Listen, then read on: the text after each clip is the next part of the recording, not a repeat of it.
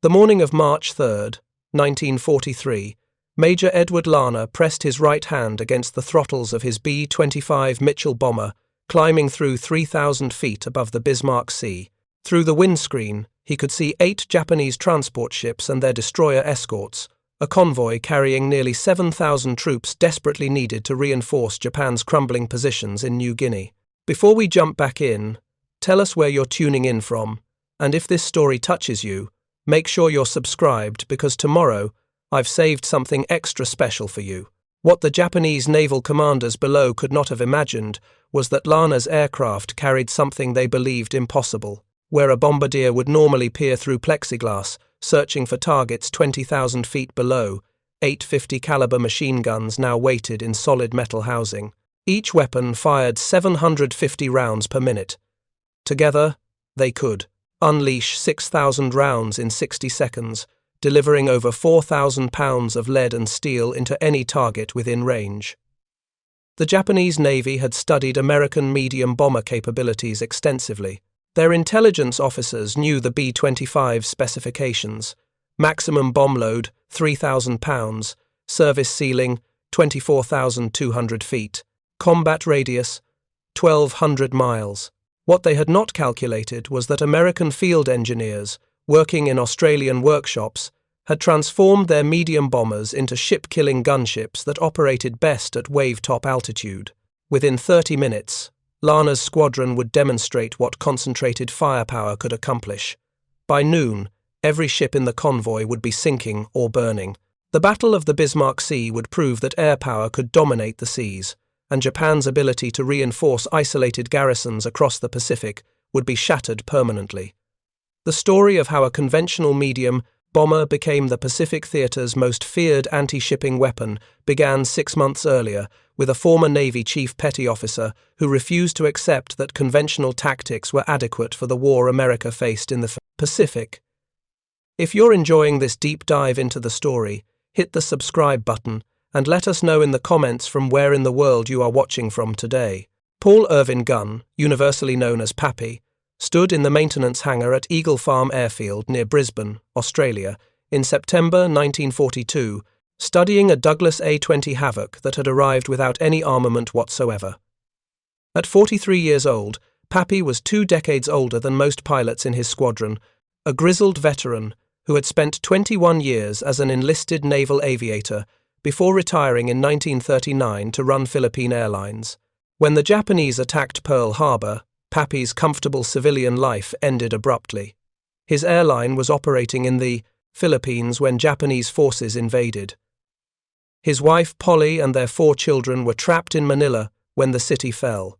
Pappy himself barely escaped to Australia after flying desperately needed medical supplies to American forces trapped on Bataan Peninsula, a mission that earned him the Distinguished Flying Cross.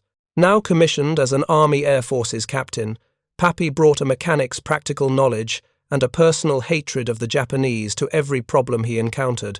The A-20 Havoc light bomber had arrived in Australia as part of American efforts to stop Japanese expansion southward, but the aircraft had been shipped without gun mounts, bomb racks, or even basic armament. Factory production was focused on aircraft for the European theatre. Pacific units received whatever was left over. Pappy's solution was characteristically direct. If the aircraft factories could not provide proper armament, he would create it himself, working with scavenged .50 caliber machine guns. Stripped from wrecked fighter aircraft, Pappy and his team designed and fabricated mounting brackets that could hold 4 guns in the A-20's nose. The bombardier position was eliminated. In its place, 4 Browning M2 machine guns fired forward, controlled by the pilot. The modification was crude but effective. When Lieutenant General George Kenney arrived in Australia to take command of Allied Air Forces Southwest Pacific in July 1942, he discovered Pappy's innovations and immediately recognized their potential. Kenney was a pragmatic commander who cared more about results than regulation. If Pappy could make aircraft more lethal, Kenney would give him whatever resources he needed. The strategic situation demanded desperate measures. Japanese forces controlled a vast arc of islands stretching from the Aleutians to the edge of Australia. Their advance had been stopped at the Battle of the Coral Sea and the decisive victory at Midway. but Japanese garrisons throughout the Pacific still required constant resupply. Destroyers, cruisers, and transport ships carried troops, ammunition, food, and fuel to isolated bases that could not be abandoned without surrendering control of critical sea lanes. American submarines were already attacking Japanese shipping with devastating effect, but submarines operated independently and could not concentrate against specific targets. Aircraft offered the possibility of massed attacks against high-value convoys, but conventional bombing from medium altitude was notoriously ineffective against ships. Moving targets could dodge bombs dropped from 20,000 feet. Torpedo attacks required extensive training and perfect execution under fire. The Japanese understood these limitations and had planned accordingly. Their naval architects assumed that American medium bombers posed minimal threat to properly defended convoys. Japanese destroyers carried enough anti-aircraft guns to make high-altitude bombing suicidal. Fighter cover could intercept torpedo bombers before they reached attack positions. Convoy tactics emphasized speed and maneuverability to avoid submarine attacks. What Japanese planners had not anticipated was that American field engineers would transform medium bombers into low-altitude gunships capable of suppressing defensive fire and delivering bombs from mast-top altitude. The concept violated established doctrine, but it exploited vulnerabilities that Japanese naval designers had not considered. By November 1942, Pappy had modified enough A-22's to equip the 89th Bomb Squadron. The first combat test came on August 31st during a coordinated attack on Japanese positions at Lae, New Guinea. The results exceeded expectations. Flying at treetop altitude, the modified A-22's used their nose guns to suppress anti-aircraft fire while delivering fragmentation bombs with devastating accuracy. General Kenny immediately ordered expanded modifications. If 450 caliber guns made, a 20 seconds more effective, the larger B-25 Mitchell bomber could carry even more firepower. The B-25 had greater range, larger bomb capacity, and better survivability than the smaller A-20. It could reach targets throughout the Southwest Pacific and return to base safely. Pappy began work on B-25 modifications immediately. The first converted aircraft, B-25C serial number 41 to 12946, nicknamed Margaret, arrived at Charters Towers, Queensland, on December 8, 1942. The conversion followed the same principles established with the A-20. The bombardier's position was eliminated, replaced with 450 caliber guns firing forward. 2 additional guns were mounted in external packages on each side of the fuselage, giving the aircraft 10 forward-firing weapons. The armament modification was only part of the innovation. Pappy worked closely with combat crews to develop new tactics that exploited the aircraft's capabilities. Traditional bombing doctrine called for attacks from medium altitude using level flight and precise calculations. The modified B-25's would operate like heavily armed fighters, approaching targets at wave-top altitude and using speed and firepower to overwhelm defenses. Major William Benn, of the 63rd Bomb Squadron, had already demonstrated that B-17 flying fortresses could attack ships using skip bombing tactics. The technique involved flying at extremely low altitude and releasing bombs that would skip across the water like stones, striking ships at or below the waterline where damage would be most severe. The method required precise timing and nerves of steel, but it was far more accurate than high-altitude bombing. Pappy's armed B-25's would combine skip bombing with devastating gunfire. The nose guns would suppress enemy anti-aircraft fire during the approach. The pilot would release bombs at minimum altitude, using delayed action fuses that allowed the aircraft to escape before detonation. The combination promised to be lethal. The Japanese convoy system in early 1943 operated on assumptions that had become dangerously outdated. Japanese naval doctrine emphasized surface combat and carrier operations. Anti-submarine warfare was considered a defensive specialty that received minimal resources and attention. Convoy protection relied primarily on speed and destroyer escorts armed with conventional anti-aircraft weapons. Japanese destroyers were formidable opponents for submarines or high-altitude bombers, but they were not designed to engage aircraft operating at sea level. Their anti-aircraft guns were positioned to fire at targets approaching from medium to high altitude. The ships carried 25mm guns that could engage low-flying aircraft, but these weapons had limited range and were vulnerable to suppressive fire from attacking aircraft. More importantly, Japanese convoy tactics assumed that American aircraft would follow established doctrine. Japanese naval officers had studied American training manuals and understood American bomber capabilities. They knew the combat radius of B-17 seconds and B-24 seconds. They understood the altitude requirements for effective bombing. They had calculated optimal convoy speeds and routes that minimized exposure to air attack. What they had not considered was that American field modifications and tactical innovations had created entirely new threats. The modified B-25 seconds operating from Australian bases represented a revolution in anti-shipping warfare, but Japanese intelligence had not identified the threat because it originated from unauthorized modifications rather than official procurement. By early 1943, Pappy's workshops had modified dozens of B-25 seconds throughout the 5th Air Force. The 3rd Bomb Group, 38th Bomb Group, and later the 345th Bomb Group all received Strafer aircraft. Pilots trained extensively on low-altitude tactics, practicing skip bombing on wrecked ships and strafing runs against ground targets. The aircraft carried nicknames like Hell's Angels, Dirty Dora, and Chatterbox, reflecting their crew's pride in operating the most heavily armed bombers in the Pacific. The strategic impact extended far beyond individual aircraft modifications. General Kenny was building an air force capable of interdicting Japanese supply lines throughout the Southwest Pacific. The modified B-25 seconds could reach targets that submarines could not patrol. They could concentrate overwhelming firepower against specific convoys. They could attack during daylight when targets were visible and vulnerable.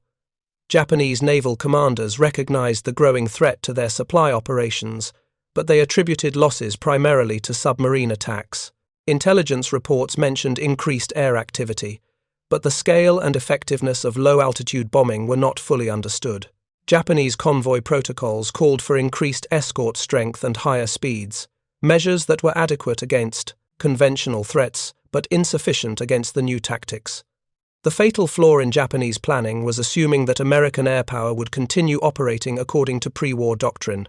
Japanese officers had been trained to fight the war they expected rather than the war they faced. Their convoy defense systems were designed to counter high-altitude bombing and torpedo attacks. They were not prepared for mast-height gunship attacks that combined overwhelming firepower with skip-bombing precision. The Japanese convoy that left Rabaul at midnight on February 28, 1943, represented everything wrong with Japanese strategic planning in the Pacific. Rear Admiral Masatomi Kimura commanded 8 destroyers, escorting 8 transport ships carrying 6,900 troops of the 51st Infantry Division to reinforce Lae, New Guinea. The convoy also carried over 30,000 tons of ammunition, fuel, and supplies desperately needed by Japanese garrisons that had been cut off from regular resupply for months. Admiral Kimura understood the risks. Allied air power in the region had grown significantly since 1942. American and Australian reconnaissance flights reported convoy movements almost immediately. Submarine attacks were becoming more frequent and effective, but Japanese doctrine insisted that properly escorted convoys could reach their destinations if they maintained speed and formation discipline. What Kimura did not know was that Allied codebreakers had decrypted Japanese naval communications and knew the convoy's exact destination and arrival time. What he could not have imagined was that 12 modified B-25 seconds were waiting at Port Moresby, their crews trained specifically to destroy ships exactly like those under his command. The convoy's journey toward disaster began with perfect weather and clear seas. Japanese air cover from Rabaul provided protection during the first day of the voyage. Fighter aircraft from New Britain maintained combat air patrol over the ships while reconnaissance flights searched for Allied submarines. The convoy maintained formation speed of 7 knots, fast enough to minimize submarine attack opportunities while conserving fuel for the escort vessels. Allied reconnaissance found the convoy on March 1st, when a B-24 Liberator broke through cloud cover and spotted the ships below. The initial report identified 16 vessels, though subsequent intelligence would clarify the exact composition. General Kenny immediately began coordinating the largest air attack yet mounted against a Japanese convoy in the Pacific. The attack plan called for multiple waves of aircraft striking from different altitudes and directions. Heavy bombers would attack first from medium altitude, forcing the convoy to break formation and exposing individual ships to follow-up attacks. Australian Beaufighters would provide fighter escort and conduct their own strafing runs. The modified B-25's would deliver the decisive blow, using skip bombing and concentrated gunfire to sink any vessels that survived the initial attacks. Major Edward Larner commanded the 90th Bomb Squadron's Strafer aircraft. Larner was an experienced pilot who had worked closely with Pappy Gunn to develop skip bombing tactics.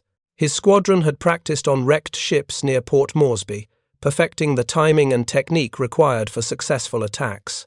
They had experimented with different bomb loads, fuse settings, and attack angles until they could consistently hit targets from minimum altitude. The 12 B-25's that took off from Port Moresby on the morning of March 3rd carried the most concentrated firepower ever assembled for an anti-shipping attack. Each aircraft mounted 8 50-caliber guns in the nose, plus additional weapons in external packages. The formation could deliver over 72,000 rounds per minute if all guns fired simultaneously. Each aircraft also carried 2 500-pound bombs with delayed action fuses for skip bombing. As the B-25's approached the convoy, Larner could see the Japanese ships maintaining tight formation despite previous attacks by heavy bombers. The transport ships were large, modern vessels capable of carrying hundreds of troops and tons of supplies. The destroyer escorts were positioned to provide maximum anti-aircraft coverage while maintaining speed toward their destination. Japanese lookouts spotted the approaching B-25's when they were still several miles away. The aircraft were flying at wave-top altitude, their dark paint schemes making them difficult to see against the ocean surface. Anti-aircraft guns aboard the destroyers began firing, filling the sky with bursting shells and tracer rounds. Larner led his formation directly into the convoy's defensive fire. At 2,000 yards range, the B-25's nose guns began firing. 8 50-caliber weapons per aircraft created streams of armor-piercing bullets that raked across the coast, ships' superstructures. Japanese gun crews diving for cover as bullets shattered gun mounts, destroyed equipment, and killed or wounded the men operating defensive weapons. The psychological effect was as devastating as the physical damage. Japanese sailors had never experienced anything like the concentrated firepower of 8 heavy machine guns firing simultaneously. The sound was overwhelming, a continuous roar that drowned out orders and made coordination impossible. The visual impact of 6,000 rounds per minute striking a ship was terrifying beyond previous experience. At 800 yards, Larner's aircraft released its first bomb. The 500-pound weapon hit the water ahead of the transport ship, Teo Maru, bounced once, and slammed into the vessel's side below the waterline. The delayed action fuse allowed Larner's B-25 to clear the ship's mast before the bomb exploded, tearing a massive hole in the hull and flooding multiple compartments. The second B-25's formation followed the same attack profile against the transport Kyokusei Maru. Pilot Lieutenant Ralph DeLeo maintained his aircraft at 50 feet altitude while his nose guns suppressed defensive fire. His bomb struck the ship amidships, breaking the vessel's back and causing immediate catastrophic flooding. Preparing and narrating this story took us a lot of time, so if you are enjoying it, subscribe to our channel. It means a lot to us. Now, back to the story.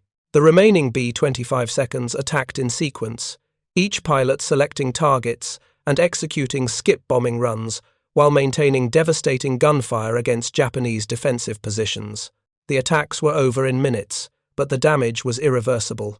Transport ships were sinking, destroyers were burning, and the convoy's formation had disintegrated completely. Japanese Colonel Teishi Nakamura, commanding the troops aboard Kyokusei Maru, watched in disbelief as his transport ship broke apart beneath him. Minutes earlier, the convoy had been steaming confidently toward its destination. The destroyer escorts had provided reassuring protection against submarine attack. Fighter cover had maintained patrol overhead. Everything had proceeded according to doctrine. The American aircraft had approached from an unexpected direction at unprecedented altitude. Their firepower exceeded anything Japanese planners had considered possible. The skip bombing technique was unknown in Japanese tactical manuals. The coordination between suppressive fire and bombing was something Japanese defensive doctrine had not addressed. As Nakamura's ship settled by the stern, he could see similar devastation throughout the convoy. The transport ships that had carried his division toward battle were now burning hulks scattered across the Bismarck Sea. The destroyer escorts that should have protected them were fighting for their own survival against an enemy that seemed capable of destroying anything on the ocean's surface. The Japanese defensive response revealed fundamental flaws in convoy protection doctrine. Anti-aircraft guns positioned to engage high-altitude bombers were ineffective against targets approaching at wave-top altitude. Gun crews trained for conventional threats were unprepared for aircraft that combined the firepower of heavy fighters with the bomb load of medium bombers. Japanese fighter aircraft attempting to intercept the B-25's discovered that the modified bombers were as fast as many fighters at low altitude and far more heavily armed. The Strafer aircraft carried enough firepower to shoot down attacking fighters while maintaining their attack runs against surface targets. Japanese pilots found themselves outgunned by aircraft they had been trained to consider easy targets. Destroyer captains attempting to maneuver their ships for optimal anti-aircraft coverage discovered that the attacking aircraft were too fast and too low for effective tracking. The B-25's approach speed of over 200 miles per hour at 50 feet. Altitude gave gun crews seconds to acquire targets and open fire. Most weapons could not traverse quickly enough to track fast-moving targets at such close range. The convoy's rigid formation, designed to maximize defensive fire concentration, became a liability when ships began taking damage. Vessels slowing due to battle damage disrupted the entire formation. Ships maneuvering to avoid attacks collided with others, maintaining course. The tight spacing that had been intended to provide mutual protection instead ensured that damaged ships would interfere with undamaged vessels. By noon on March 3rd, the Japanese convoy had been annihilated. All 8 transport ships were sinking or had already sunk. 4 of the 8 destroyer escorts had been destroyed. The surviving destroyers were severely damaged and could barely maintain headway. Of the 6,900 troops who had sailed from Rabaul, fewer than 1,300 would reach their destination. The Battle of the Bismarck Sea represented more than a tactical victory for Allied forces. It demonstrated that modified aircraft using innovative tactics could achieve results that conventional weapons systems could not match. The 12 B-25's had accomplished what would have required dozens of conventional bombers or multiple submarine attacks. Japanese naval commanders attempting to understand what had happened faced a fundamental problem. Their intelligence had not identified the threat because it originated from unauthorized field modifications rather than official procurement programs. Japanese analysts studying American bomber capabilities had examined factory specifications and official doctrine. They had not considered that field engineers and combat crews would develop entirely new weapons systems. The psychological impact on Japanese convoy operations was immediate and lasting. Ship captains who had previously considered daylight voyages routine now understood that any convoy within range of Allied airfields was vulnerable to devastating attack. The modified B-25's could appear without warning, destroy entire formations in minutes, and escape before effective counterattacks could be mounted. Japanese efforts to adapt convoy protection tactics proved inadequate against the new threat. Increasing anti-aircraft armament on escort vessels consumed weight and space needed for other weapons systems. Adding fighter cover required aircraft that could not be spared from other operations. Changing convoy routes to avoid Allied air bases often meant longer voyages that consumed more fuel and exposed ships to submarine attack for extended periods. The strategic implications extended throughout Japanese military planning. Isolated garrisons that depended on regular resupply convoys could no longer be reliably reinforced. Construction projects on fortified islands slowed due to lack of materials and equipment. Combat units throughout the Pacific faced ammunition shortages because supply ships could not reach their destinations safely. Within weeks of the Bismarck Sea battle, Japanese convoy operations in waters controlled by Allied aircraft had become virtually impossible during daylight hours. Ships attempting to reach isolated garrisons were forced to operate at night, using small, fast vessels that could evade air patrols but carried minimal cargo. The vast supply requirements of Japanese forces throughout the Pacific could not be met by such limited transportation capacity. If you find this story engaging, please take a moment to subscribe and enable notifications. It helps us continue producing in-depth content like this. American intelligence officers analyzing the battle results realized they had witnessed something historically significant. The combination of field modifications, tactical innovation, and concentrated firepower had created a new form of warfare. Medium bombers operating at low altitude could achieve results that heavy bombers attacking from high altitude could not match. The modified B-25's had proven that technological innovation did not require factory authorization or official procurement. Combat crews working with field engineers could identify tactical requirements and develop solutions faster than bureaucratic procurement systems. The Strafer aircraft represented American adaptability and innovation at its most effective. General Kenny immediately ordered expanded modifications of additional B-25's throughout the 5th Air Force. If 12 aircraft could destroy a 16-ship convoy, then squadrons of Strafer aircraft could interdict Japanese supply lines throughout the Southwest Pacific. The tactical success at Bismarck Sea would become a strategic campaign that isolated Japanese garrisons and crippled their ability to resist Allied advances. The news reached Tokyo 3 days after the last Japanese destroyer limped away from the carnage in the Bismarck Sea. Admiral Isoroku Yamamoto, architect of the Pearl Harbor attack and Japan's most respected naval strategist, studied the reports with growing alarm. The convoy to Leh had been completely destroyed.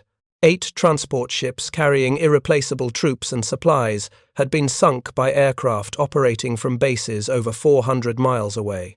What disturbed Yamamoto most was not the scale of the defeat, but the method by which it had been achieved. Japanese naval intelligence had calculated American bomber capabilities extensively. They knew the range limitations of B-17's and B-24's. They understood the accuracy problems of high-altitude bombing against moving targets. They had developed convoy tactics specifically designed to exploit these limitations. The reports from Bismarck Sea described something entirely different. American medium bombers had attacked at wave-top altitude using weapons and tactics that appeared in no intelligence estimate. The aircraft carried forward-firing armament that exceeded the firepower of heavy fighters. They delivered bombs with precision that matched torpedo attacks, while maintaining the speed and surprise of fighter sweeps. Yamamoto understood immediately that Japan faced a new threat that existing defensive measures could not counter. If American aircraft could destroy properly escorted convoys in broad daylight, then the entire Japanese strategy in the Pacific had become untenable. Japan's island garrisons depended on regular resupply. Without reliable convoy operations, isolated forces would be forced to surrender or die of starvation. The strategic implications were catastrophic. Japan's Pacific Empire required constant logistical support to remain viable. Food, ammunition, fuel, and replacement personnel had to reach dozens of bases scattered across thousands of miles of ocean.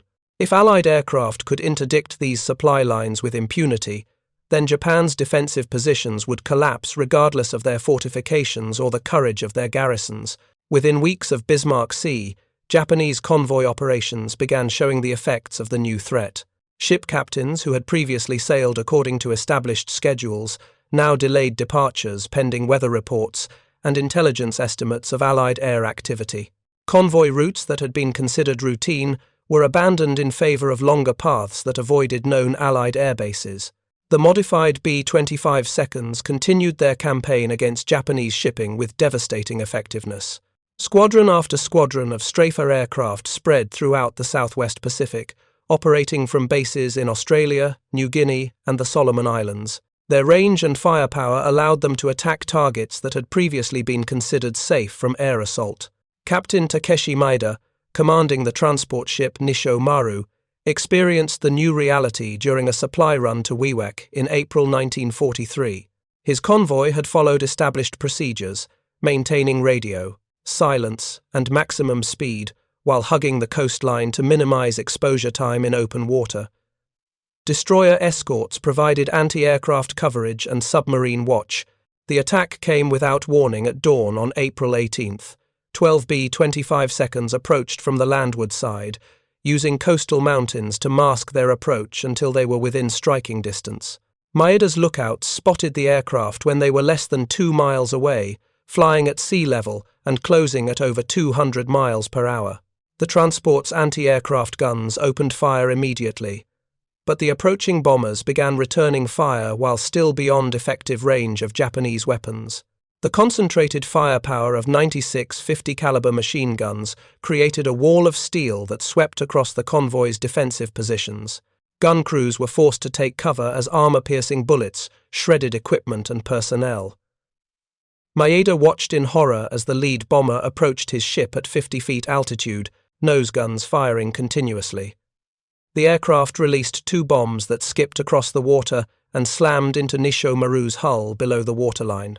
The explosions opened massive holes in the ship's side, flooding the engine room and forward cargo holds.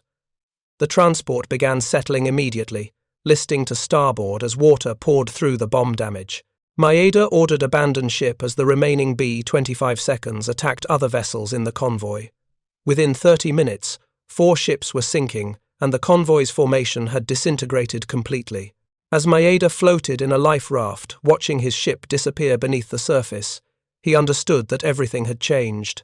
The American aircraft had operated with impunity, destroying Japanese vessels while suffering no apparent losses. The convoy's escorts had been unable to provide effective protection. Japanese defensive doctrine had proven inadequate against enemies who refused to fight according to established rules.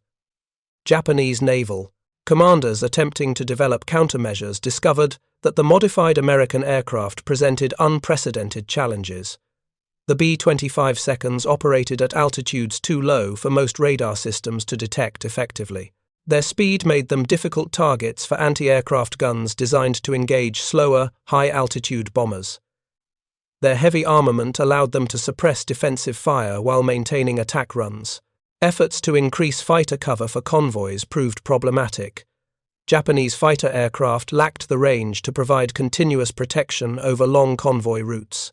Carrier-based aircraft could not be spared from other operations for routine escort duty. Land-based fighters attempting to intercept low-flying bombers discovered that the strafer aircraft were as heavily armed as many fighters and operated in formations that provided mutual defensive fire. Anti-aircraft modifications to convoy vessels consumed weight and space that reduced cargo capacity and increased fuel consumption. Adding more guns required additional ammunition storage and larger gun crews. Heavier defensive armament made ships slower and less maneuverable, increasing their vulnerability to submarine attack. The modified convoy routes designed to avoid Allied air bases often required longer voyages that consumed more fuel and exposed ships to other threats for extended periods. Submarines patrolled alternate routes that convoys used to avoid air attacks.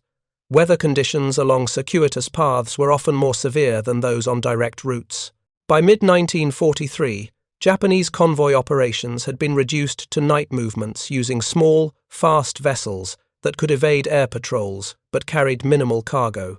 Destroyers and fast cruisers were pressed into service as high-speed transports, delivering critical supplies and personnel to isolated garrisons. These ships could outrun most threats, but their limited cargo capacity meant that supply operations required constant effort for minimal results. The campaign against Japanese shipping expanded beyond convoy interdiction to include attacks on individual vessels, port facilities, and coastal installations. B-25 strafer aircraft proved equally effective against targets in harbour, where their concentrated firepower could destroy multiple ships during single attacks. Lieutenant Colonel Paul Gunn, promoted and assigned to General Kenny's staff, continued developing new modifications and tactics for the strafer aircraft. Factory-produced B-25G and B-25H models incorporated many of his field innovations, including the 8-gun nose that became the most feared anti-shipping weapon in the Pacific. Some variants carried up to 1850 caliber machine guns, creating firepower that exceeded most destroyers. The psychological impact on Japanese naval personnel was severe and lasting. Survivors of strafer attacks described the terror of facing concentrated machine gun fire from aircraft that seemed capable of destroying anything on the ocean's surface. Ship crews began requesting transfers to other duties, rather than face repeated exposure to what they called death from above. Japanese merchant captains who survived attacks reported that the American aircraft seemed to have unlimited ammunition and could maintain continuous fire throughout their attack runs. The sound of 96 heavy machine guns firing simultaneously was described as unlike anything previously experienced in naval warfare. The visual impact of thousands of bullets striking a ship per minute created panic that made effective defensive action nearly impossible. Admiral Minachi Koga, who succeeded Yamamoto as commander of the combined fleet, attempted to develop new defensive strategies that could counter the Allied air threat. His staff calculated that Japanese shipping losses in areas controlled by Allied aircraft had become unsustainable. Without reliable convoy operations, Japan's defensive positions throughout the Pacific would collapse within months. Koga's proposed solutions included concentrating naval aviation assets for convoy protection, developing new anti-aircraft weapons specifically designed to engage low-flying targets, and constructing underground supply facilities that could withstand air attack. All of these measures required resources that Japan could not spare from other critical operations. The strategic situation had become impossible. Japan needed to reinforce isolated garrisons to maintain defensive positions, but the reinforcement convoys could not survive Allied air attacks. Reducing convoy operations meant abandoning forward positions, but continuing convoy operations meant accepting catastrophic losses that accelerated the collapse of Japanese naval power. By late 1943, Japanese convoy operations in the Central and Southwest Pacific had been virtually eliminated during daylight hours. Ships attempting to reach isolated bases were forced to operate at night using routes that avoided known Allied air bases. These restrictions reduced cargo throughput to levels that could not sustain major military operations. The modified B-25's had achieved what conventional weapons systems could not accomplish. They had severed Japan's maritime supply lines, isolating garrisons and forcing the abandonment of defensive positions throughout the Pacific. The strafer aircraft represented innovation and adaptability that Japanese forces could not match or counter effectively. American aircraft factories began incorporating strafer modifications into production B-25 models, standardizing innovations that had originated in Australian field workshops. The B-25J carried 8 nose-mounted 50 caliber guns as factory equipment, along with additional weapons in wing and fuselage packages. Total armament reached 18 forward-firing machine guns on some variants. The campaign against Japanese shipping continued until the war's end, with strafer aircraft destroying thousands of vessels and severing supply lines throughout the Pacific.